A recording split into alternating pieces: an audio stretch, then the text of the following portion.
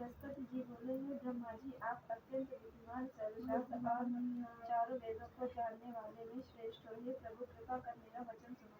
चैत्र आश्विन नाग और आषाढ़ के शुक्ल पक्ष में नवरात्र का व्रत और उपवास क्यों किया जाता है? हे भगवान, इस व्रत का क्या काल है, किस प्रकार करना उचित है, और पहले इस व्रत को किसने किया था, सो विस्तार से कहो। बृहस्पति जी का ऐसा वचन सुनकर ब्रह्मा जी कहने लगे कि हे बृहस्पति, प्राणियों का हित करने की इच्छा से तुमने बहुत ही अच्छा प्रश्न किया है। जो मनुष्य मनोरथ पूर्ण करने वाले दुर्गा महादेव और सूर्य और नारायण का ध्यान करते हैं, वे मनुष्य धन्य है। यह नवरात्र का व्रत संपूर्ण कामनाओं को पूर्ण करने वाला है। इसके करने से पुत्र चाहने वाले को पुत्र, धन चाहने वाले को धन, विद्या चाहने वाले को विद्या और सुख चाहने वाले को सुख मिलता है। इस व्रत के करने से रोगी मनुष्य का रोग दूर हो जाता है और कारागार में बंद हुआ मनुष्य बंधन से छूट जाता है। मनुष्य की समस्त विपत्तियां दूर हो जाती है और उसके घर में संपूर्ण संपत्तियां आकर उपस्थित हो जाती है। बंध्या और काम बंध्या के इस व्रत के करने से पुत्र पैदा हो जाता है। समस्त पापों को दूर करने वाले इस व्रत के करने से ऐसा कौन सा मनोरथ है जो सिद्ध नहीं हो सकता? जो प्राणी इस अलग मनुष्य देह को पाकर भी नवरात्र का व्रत नहीं करता है, वह अनेक प्रकार के से दुखी रहता है।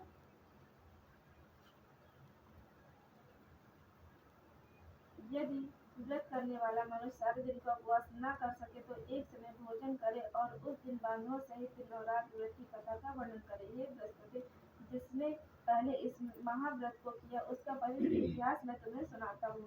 तुम सावधान होकर सुनो। इस प्रकार ब्रह्मा जी का वचन सुन बृहस्पति जी बोले, हे ब्राह्मण, मनुष्य का कल्याण करने वाले इस व्रत के इतिहास को मेरे लिए कहो, मैं सावधान होकर सुन रहा हूँ। आपकी शरण में आए हुए मुझ पर कृपा करो। ब्रह्मा जी बोले, मनोहर नगर में पीठक नाम का एक अनाथ नाम का ब्राह्मण रहता था। वह भगवती दुर्गा का भक्त था। उसके संपूर्ण सद्गुणों से युक्त मानव ब्रह्मा की सबसे पहली रचना वो ऐसी यथार्थ नाम वाली सुमति नाम की एक सुंदर पुत्री पैदा हुई। वह कन्या सुमति अपने पिता के घर बालकपन में अपनी सहेलियों के साथ क्रीड़ा करती हुई इस प्रकार बढ़ने लगी कि जैसे शुक्ल पक्ष में चंद्रमा की कला बढ़ती है। उसका पिता प्रतिदिन जब दुर्गा की पूजा और होम किया करता तो उस समय वह वहाँ भी नियम से उपस्थित होती रहती। एक दिन सुमति अपनी सखियों के साथ खेलने लगे और भगवती के पूजन में उपस्थित नहीं हुई। उसके पिता को पुत्र की इस ऐसी असावधानी को देखकर क्रोध आया और पुत्री से कहने लगा, हे दुष्ट पुत्री, आज प्रभात में तुमने भगवती दुर्गा का पूजन नहीं किया, इस कारण मैं किसी कुष्ठी और दरिद्र मनुष्य के साथ तेरा विवाह करूंगा। इस प्रकार तो कुपित पिता के वचन सुनकर सुमति को बड़ा दुख हुआ और पिता से कहने लगी कि हे पिताजी, मैं आपकी कन्या हूँ, मैं आपके हर तरह से आधीन हूँ। जैसी आपकी इच्छा हो वैसा मेरा विवाह कर सकते हो, पर होगा वही जो मेरे भाग्य में लिखा है। मेरा तो इस पर पूर्ण विश्वास है। मनुष्य न जाने कितने मनोरथ का चिंतन करता है, पर होता वही है जो भाग्य में विधाता ने लिखा है। जो जैसा कार्य करता है उसको वैसा ही फल कर्म के अनुसार मिलता है, क्योंकि कर्म करना मनुष्य के अधीन और फल देना देव के अधीन है। जैसे अग्नि में पड़े हुए प्रणाम उसको अधिक प्रदीप्त कर देते हैं, उसी प्रकार अपनी कन्या के ऐसे निर्भयता से कहे हुए वचन को सुनकर ब्राह्मण को और अधिक क्रोध आया। तब उसने अपनी कन्या का विवाह एक पुष्टि के साथ कर दिया और अत्यंत क्रोधित होकर पति से कहने लगा, जाओ जाओ, जल्दी जाओ, अपने कर्म का फल भोगो। देखे भला भाग्य के भरोसे रहकर क्या करती है। इस प्रकार से कहे हुए पिता के कड़ू वचनों को सुनकर सुमति मन में विचार करने लगी कि अहो मेरा बड़ा दुर्भाग्य, जिससे मुझे ऐसा पति मिला। इस तरह अपने दुख का विचार करती हुई वह सुमति अपने पति के साथ वन में चली गई और भयावने कुशा युक्त उस स्थान पर उन्होंने वह रात बड़े कष्ट से रहती थी। उस गरीब बालिका की ऐसी दशा देखकर भगवती पूर्ण पुण्य के प्रभाव से प्रकट होकर सुमति से कहने लगी कि हे देव, हे दीन ब्राह्मणी, मैं तुम पर प्रसन्न हूँ, तुम जो चाहो मुझसे वरदान मांग सकती हो। मैं प्रसन्न होकर मनवांछित फल देने वाली हूँ। इस प्रकार भगवती दुर्गा का वचन सुनकर ब्राह्मणी कहने लगी कि हे देवी, आप कौन है जो मुझ पर प्रसन्न हुई है? यह सब मुझसे कहो और अपनी कृपा दृष्टि से मुझ दीन दासी को कृतार्थ करो। ऐसा ब्राह्मणी के वचन सुनकर देवी कहने लगी कि मैं आदिशक्ति और मैं ही ब्रह्मा विद्या और सरस्वती हूँ। मैं प्रसन्न होने पर प्राणियों का दुख दूर कर उनको सुख प्रदान करती हूँ। हे ब्राह्मणी, मैं तुझ पर तेरे पूर्व जन्म के प्रभाव से प्रसन्न हूँ। तुम्हारे पूर्व जन्म का वृतांत मैं तुम्हें सुनाती हूँ, तुम सावधान होकर सुनाती हूँ। तुम पूर्व जन्म में निषाद भील की स्त्री और अति पतिव्रता थी। एक दिन तेरे पति निषाद ने चोरी की और चोरी के कारण तुम दोनों को सिपाहियों ने पकड़ लिया और ले जाकर जेल खाने में कैद कर दिया। उन लोगों ने तुझे और तेरे पति को भोजन ही नहीं दिया। इस प्रकार नवरात्रों के 9 दिनों में तुमने न तो कुछ खाया न ही जल ही पिया, इसलिए 9 दिन का व्रत हो गया। हे ब्राह्मणी, उन दिनों में जो व्रत हुआ उस व्रत के प्रभाव से प्रसन्न होकर मैं तुम्हें मनवांछित फल दे रही हूँ। तुम्हारी जो इच्छा हो सो मांगो।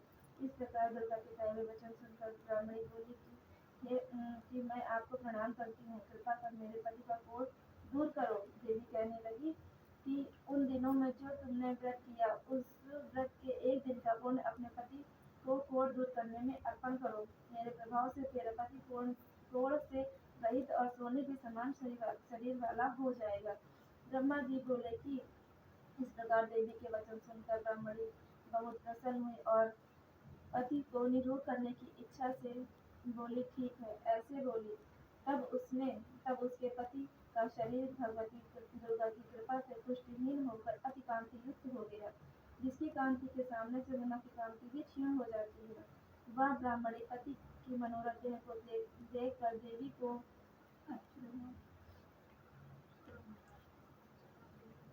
अति पराक्रम वाली समझकर स्तुति करने लगी। हे दुर्गे, आप दुर्गति को दूर करने वाली, तीनों जगत का संताप करने वाली, समस्त पापों को दूर करने वाली, रोगी मनुष्य को निरोग करने वाली, प्रसन्न होने पर मनवांछित वस्तु देने वाली और दुष्ट मनुष्यों का नाश करने वाली हो। तुम ही सारे जगत की माता और पिता हो। हे अम्बे, मुझ अपराध रहित अपला कि मेरे पति ने कुष्ठी के साथ विवाह कर मुझे घर से निकाल दिया, उसकी निकाली हुई मैं पृथ्वी पर घूमने लगी।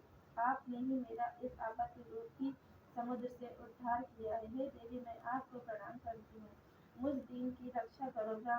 ब्रह्मा जी बोले कि हे बृहस्पति, इस प्रकार उस सुमति ने मंत्र देवी की स्तुति की और उसके द्वारा की हुई स्तुति को सुनकर देवी वो बहुत संतोष हुआ और ब्राह्मणी से कहने लगी, हे ब्राह्मणी, तेरे उदयलयन नाम का एक अति बुद्धिमान कीर्तिमान और जितेंद्रिय पुत्र शीघ्र होगा। ऐसा कहकर देवी उस ब्राह्मणी से फिर कहने लगी कि हे ब्राह्मणी, और जो कुछ तेरी इच्छा हो वही मनवांछित वस्तु मांग सकती है। ऐसा भगवती दुर्गा के वचन सुनकर सुमति बोली, हे भगवती दुर्गे, अगर आप मेरे ऊपर प्रसन्न है तो कृपा कर मुझे नवरात्र की विधि बतलाइए। हे दयावंती, जिस व्रत के करने से आप प्रसन्न होती हो, उस विधि और उसके फल को विस्तार से मुझसे कहो। इस प्रकार ब्राह्मणी के कहे वचन सुनकर माँ दुर्गा कहने लगी कि हे ब्राह्मणी, मैं संपूर्ण पापों को दूर करने वाली नवरात्र व्रत की विधि बतलाती हूँ, जिसको सुनने से समस्त पापों से छूटकर मोक्ष प्राप्ति हो जाती। आश्विन मास के शुक्ल पक्ष की प्रतिपदा से लेकर 9 दिन तक विधि पूर्वक व्रत करें। यदि दिन भर का व्रत न कर सके तो एक समय भोजन करें। पढ़े लिखे ब्राह्मणों से पूछकर कलश स्थापना करें और वाटिका बनाकर उसको प्रतिदिन जल से सींचे। महाकाली, महालक्ष्मी और महासरस्वती की मूर्तियां बनाकर उनकी नृत्य विधि सहित पूजा करें और पुष्पों से विधि पूर्वक अर्घ्य दें। बिचौरा के फूल से अर्घ्य देने से रूप की प्राप्ति होती है और जायफल से कीर्ति तथा दाग से कार्य की सिद्धि होती है। आंवले से सुख और केले से भूषण की प्राप्ति होती है। इस प्रकार फलों से अर्घ्य देकर यथाविधि हवन करें। खाड़, घी, गेहूँ, शहद, तिल, जौ, गल्भ, नारियल, दाख और कदम से हवन करें। गेहूँ से होम करने से लक्ष्मी की प्राप्ति होती है। खीर व चंपा के पुष्पों से और पत्तों से तेज एवं सुख की प्राप्ति होती है। आंवले से कीर्ति और केले से पुत्र की प्राप्ति होती है। कमल से राज सम्मान और दाखों से सुख संपत्ति की प्राप्ति होती है। खाद घी नारियल शहद जौ और तिल इनसे तथा फलों से मनवांछित वस्तु की प्राप्ति होती है। व्रत व्रत करने वाला मनुष्य इस विधि विधान से होम कर आचार्य को अत्यंत नम्रता से प्रणाम करे और यज्ञ की सिद्धि के लिए उसे दक्षिणा दे। इस महाव्रत को पहले बताई हुई विधि के अनुसार जो करता है उसके सब मनोरथ पूर्ण हो जाते हैं। इसमें तनिक भी संशय नहीं रहता कि 9 दिनों में जो कुछ दान दिया जाता है उसका करोड़ों गुना फल मिलता है। इस व्रत के करने से ही अश्वमेध यज्ञ का फल प्राप्त होता है।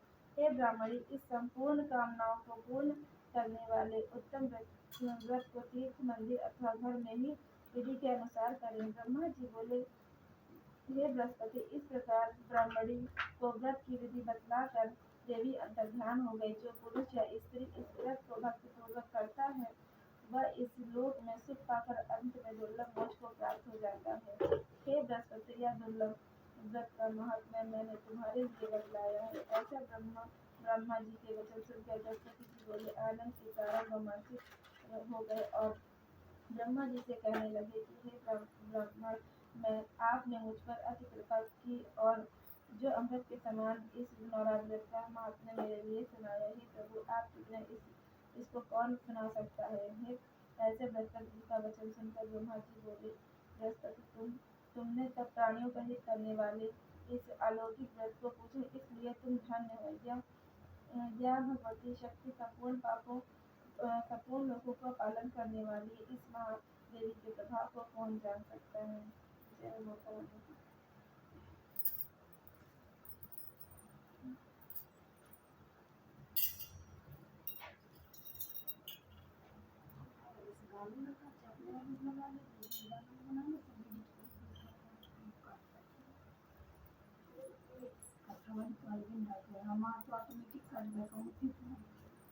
अच्छा, फोन करने में कट जाता है। आना तुम